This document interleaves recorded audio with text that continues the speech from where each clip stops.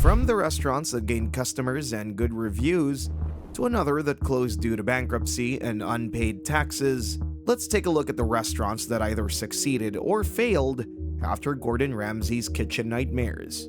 Starting with the Spanish Pavilion, which began to struggle when the owner, Antonio Fernandez, gave the restaurant to his daughter and grandkids. 5 years later, everything's still gone down the tube. The customers complain, you see the same old menu, the same old dishes. The current owners made everything worse because they didn't take care of the restaurant or try to help it grow. Michael and Jerry, they don't care anymore. They don't like to put time in the business. Where's my brother?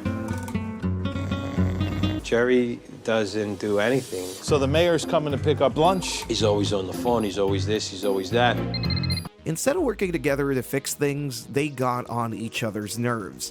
Michael and Jerry have a lot of differences, and I find myself in the middle. What do you need? Huh? Nothing. Get out of here. And Jerry finally opened up about the restaurant's debt and how much stress it caused him.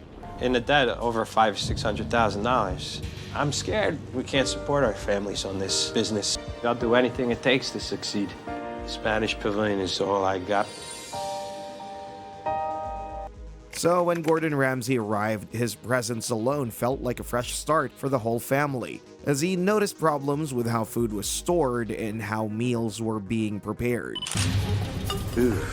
What I'm concerned about is everything else in there. They've been feeding off that lobster. Yes. Then they become full of bacteria. It's like a fucking Exxon Valdez there. Too much olive oil for you. You think there's too much olive oil in there? To fix the problem, Gordon suggested a new plan to turn things around. Michael needs Jerry. They now... And humiliated. At this point, we're just going to shut it down. Oh, stop! Stop! And he also taught them how to prepare proper meals again. Gordon redesigned the entire kitchen and helped update the menu. Was special are going on tonight's menu. The chicken dish is a modern version of a garlic chicken. So the restaurant could attract new customers and compete with others. Not only that, he also changed the decor to make the place feel more welcoming. With all these changes, the Spanish Pavilion started doing well again. Today, it has an average rating of 3.7 stars from more than 200 Yelp reviews, with customers giving complimentary reviews like, "The food was delicious and plentiful. Service was very attentive. A hidden gem I've driven past for years, and I'm so glad I finally tried it. We'll definitely be back." While Gordon was able to bring the Spanish Pavilion back to life by helping everyone work together, the next restaurant failed because of their pride. The Black Pearl was a restaurant in Manhattan's East Village, owned by 3 men, Brian, David, and their general manager, Greg. They wanted to be the top lobster spot in New York, but along the way, they ran into a huge problem. The problem started when we started to run low on money. It became very frustrating around here. Brian and Greg and I stopped speaking. Which became the main issue for the whole restaurant. It's a nightmare for the lack of management. We don't have one voice. And led to constant complaints from customers. This table had a hair in their fries. I don't want to deal with this. You deal with it. Costs were rising, sales were dropping, and the owners were fighting all the time. Who the fuck put these letters on here? By the time Chef Gordon Ramsay arrived for Kitchen Nightmares, I'm dying to see how the Black Pearl are doing. he saw the problems right away. Mac and cheese, it's chewy and rich, and the chowder, that watery. It's not how a seafood restaurant should run. After tasting the food, Gordon sat all 3 owners down, and that's when he realized the biggest issue wasn't the food. It was the owners. A restaurant run by 3 passionate owners. To help fix the restaurant, Gordon held a staff meeting that hasn't been done in months. Anonymous questions. When you write, make sure you put the name you want the question to at the top of it. Which led to creating a better menu and structure. Chef Ramsay wants to get everyone up to speed on the new menu. Manhattan clam chowder and New England clam chowder, yeah? The lobster roll, Black Pearl. But just a few days after the kitchen nightmare ended, things got worse. Years later, Ramsay learned from one of their own chefs that the owners had slipped right back into their old habits. The menu slowly reverted back to the old menu. No. All right, so what did you think of the main? In just 4 days after the episode aired, the Black Pearl shut down for good. Confirming that they got what they deserved, one viewer summed it up saying, "It was clear that Black Pearl's going to be closed, since it's not surprising that ignoring the improvements and advice of, I don't know, a well-known world chef is bad for your business." Unlike the Black Pearl, this next restaurant was able to put aside its internal problems and went on to become one of the greatest kitchen nightmare success stories. Yanni's Greek was a family-owned restaurant with a lot of problems. Don't fucking tell me that next time, okay? You just spoil shit. The only thing he does is yell. Where's my plates? I need plates to check it before you serve. And because of all the chaos and strange behavior, the family was losing over $10,000 every month. You know, not good. How much money are you losing? Between 8 and 10,000. A month? Even though they thought their food was amazing. What's right with the restaurants? Well, I think we have good product. So the food's good. How would you rate that out of 10? If not 10, 9. Oh, wow. That's good. 9 out of 10. That's amazing. To understand the problem, Gordon checked the fridges and found a huge mess. Yes. No dates, nothing's labelled. It's sticky, it stinks, and it's disgusting. Raw meat next to cooked meat. Seriously? Which took a while for the owners to admit. But when they finally took responsibility for their fallout, I mean, I'm sorry if I yelled at you guys before, you know, maybe with no reason and stuff, but the pressure was on. Well, I guess I didn't know how to relieve the pressure. Gordon put new systems in place. Whoa!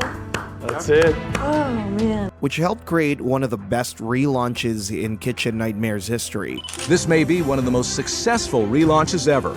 How's everything tasting so far? Really good. With customers raving about the food for the entire evening. Years later, Yanni continued to succeed, earning a strong 4.7 out of 5 stars on Google reviews, with happy customers recounting on how Yanni's food never fails to impress, and how they would love to visit the restaurant again.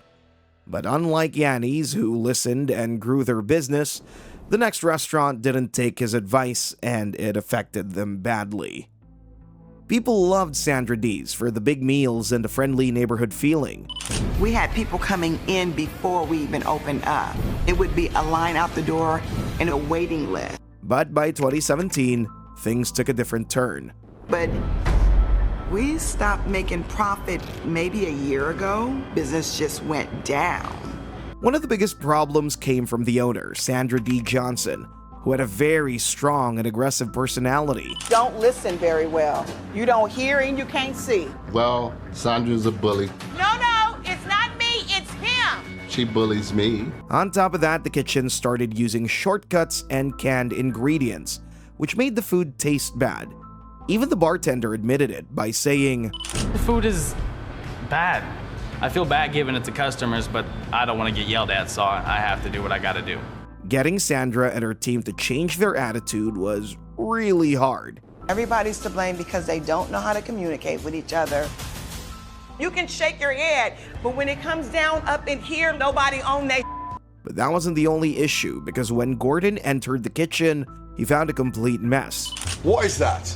Oil. That's oil. That hasn't been cleaned in months. Well. With food stored the wrong way and no basic hygiene rules at all.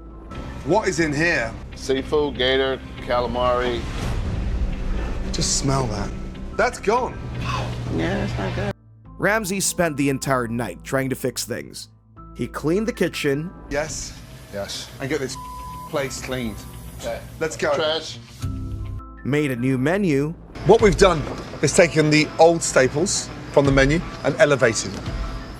And taught the staff how to cook properly again. Each and every one of these experts are here to help one-on-one, and we're going to absolutely master this menu. At one point, it seemed like things were finally improving. Your attitude has changed 100%. Your commitment is extraordinary. Gordon, Are you happy? Yeah, absolutely. Good. I could have killed Gordon at the beginning, but now I'm very appreciative, and I thank him for everything that he's done for me, my family, and my staff. But after filming ended, Sandra D shocked everyone by ignoring many of Ramsey's changes. Gordon Ramsay even revealed that, I see through the restaurant's most recent reviews that although Sandra has kept the new renovation, she has gone back to her old menu. The comments have not been favorable. Online reviews showed that customers saw no real change as the food and service stayed just as bad as before. Another customer confirmed that they changed just a couple of weeks after Gordon left. Even with all the attention from the show, Sandra Dees couldn't stay on track. And about 2 years later, people received shocking news about the restaurant. Well, Sandra Dees Barbecue and Seafood Restaurant in Sacramento is also going to be shutting its doors. According to the Sacramento Bee, the 15th Street address will now be home to a new restaurant called Peony Garden. The building is listed for sale now online at more than $1.3 million. It houses the restaurant as well as some apartments. However, this wasn't the same story for the next restaurant on the list, as one decision changed their lives. Bair Diner had been owned by the same Greek-American family for over 25 years. But the brothers had their differences, which got the restaurant into a lot of problems in 2023. What's going on? I can't do my job if you're not supervising the waiter. You're in the kitchen. I'm not in the kitchen. I'm not convinced that they're going to make it stay afloat.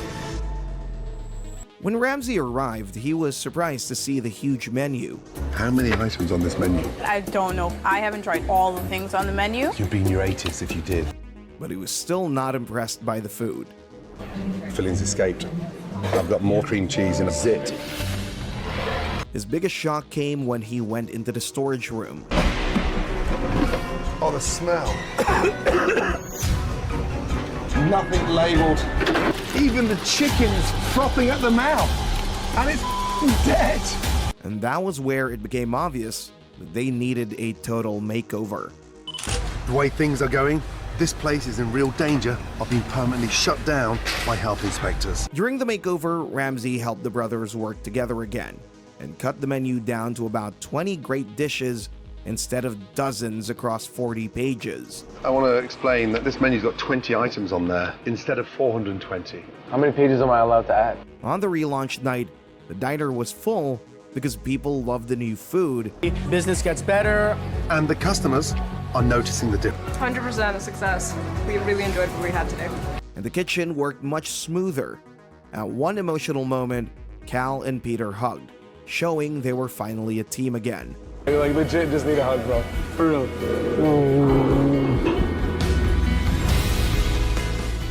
According to Chef Ramsey, with Cal and Peter working together, it's coming up right now. Okay. The Bair Diner is in good hands with the next generation retirement.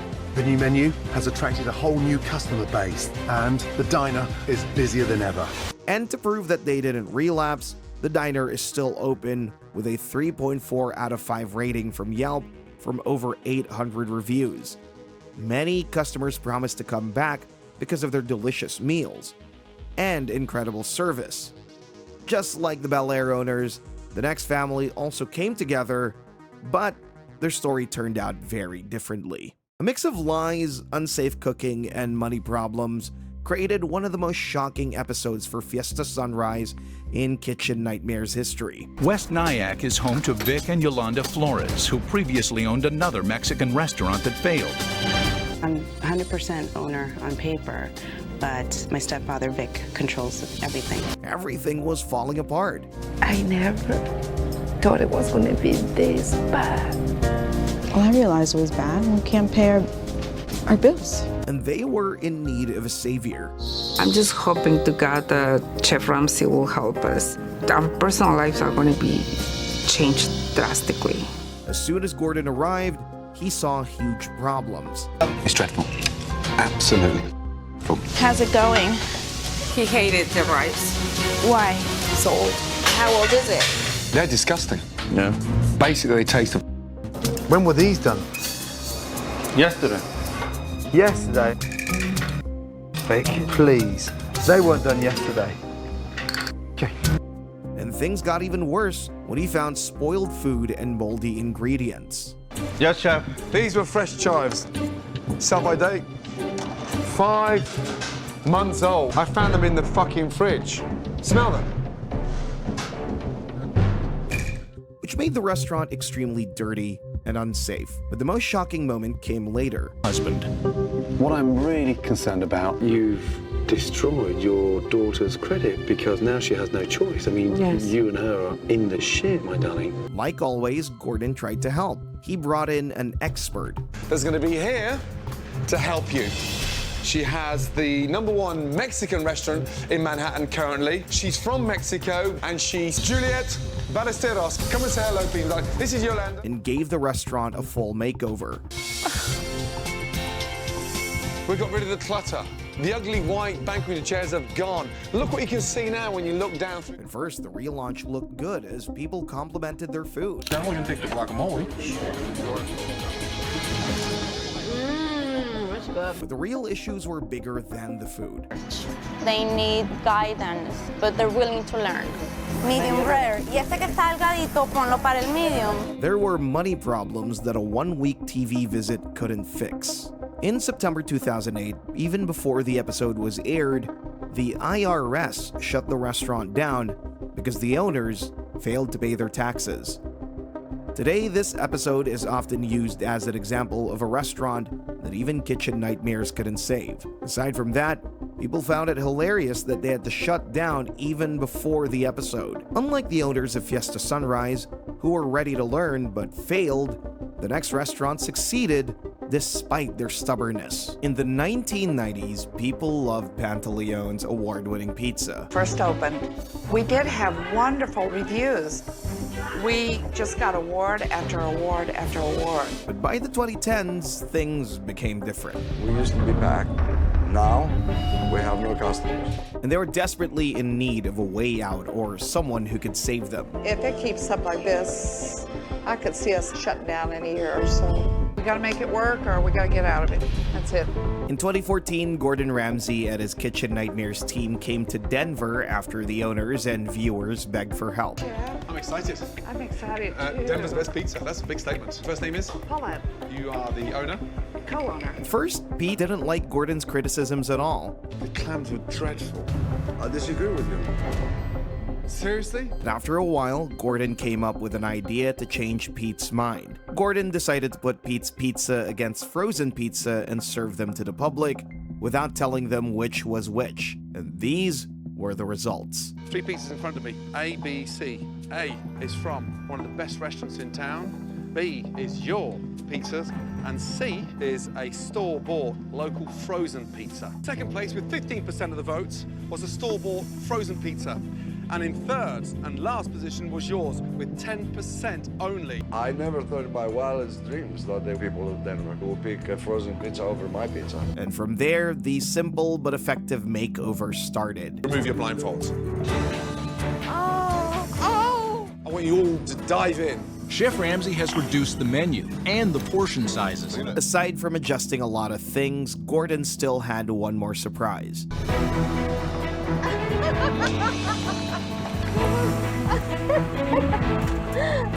All these improvements helped Panaleone's build back a strong reputation, leading TripAdvisor and local news to report much better reviews, and showing how good the restaurant became.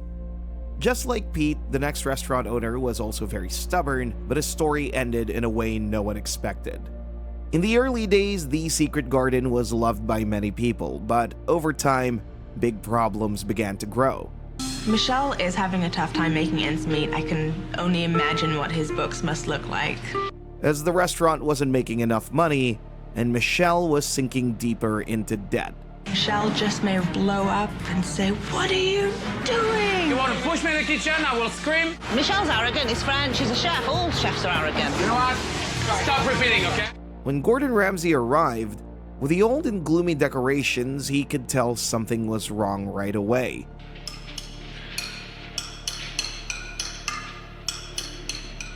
The worst part came when he ordered several dishes, hoping for great French meals, but instead he got disappointment. God.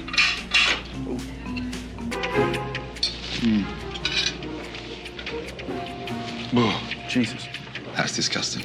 So when Gordon told Michelle the truth about his restaurant, Michelle got defensive and didn't want to listen. Michelle definitely does not respond to criticism. He likes to be the man. Don't take this personally. Yes. I thought your food was crap. That's That's a matter of opinion. Oh my God. Things got even worse when Gordon saw the kitchen. Oh, bloody hell. Oh, when was the last time that was clean? And tell me if everything is our fault. You hate the truth. No, I don't hate the truth. You hate the truth. Tell me that everything is our fault. You know what? I can get the fuck right too. But after the intense argument, Michelle finally agreed to change. I want your help. I'm here to help. The quicker you understand that, the better for all of us. With that decision, Gordon taught the staff a new, simpler menu to help save the restaurant. Gordon is going to teach Michelle and his team some simple money-making specials to put on the menu. Roasted, simple, and bang out, yeah? Nothing fancy. Which seemed like everything had improved on relaunch night. But months later, Michelle reverted to his old convoluted menu under the pretense that his customers complained about the new food, crushing Gordon's effort to revamp the restaurant. Soon, business dropped and losses grew again, and in 2015, Michelle decided to sell the restaurant, which stirred up a hateful review from a Yelp customer. While the Secret Garden failed because the owner refused to change, the next restaurant thrived by doing the opposite. The Fenwick Arms was a small pub in Clawdon, Lancashire, managed by the couple Brian and Elaine. By the mid-2000s, the pub was in big trouble as the dining room looked old. Not what I imagined as a pub. Four tables in it. God, looks like you've got the Queen coming for... Business was very slow. Unfortunately, no one's coming for dinner. But it's not for want of trying. Brian and Elaine are throwing everything at this failing business. And Brian was working himself to exhaustion. 120 hours a week? 60 hours each? Yeah. No. 120 each. Also, the menu was way too fancy for a normal pub. But it's far from being a pub menu, is it? God. Red Johnson's corn-fed goosenard duck breasts, Ribble farmhouse Savoy cabbage, roasted potato. And it was obvious things needed to change. There's nothing traditional about what you're doing here. You're not running a pub. It feels like you're running a restaurant badly. Or else they would become bankrupt. How much are you in debt? We're about $250,000. So, to get things moving again, Gordon revamped the kitchen and changed the menu to match an English pub. See this on here? Twaddle, yeah? Absolute horrendous waffle. Which made the reopening night a very successful one. I had roast beef and it was so good, just with real gravy on it. Nice. Lovely. After Gordon left, everything about the restaurant improved and people finally began enjoying the place again. Later, in 2008, Brian and Elaine decided to move on to a new chapter, and they took over another pub called the Ship Inn. And they used everything Gordon taught them to run it the right way, which brought great results. In 2011, Prince William and Prince Harry even dined in the Ship Inn, showing how far Brian and Elaine had grown.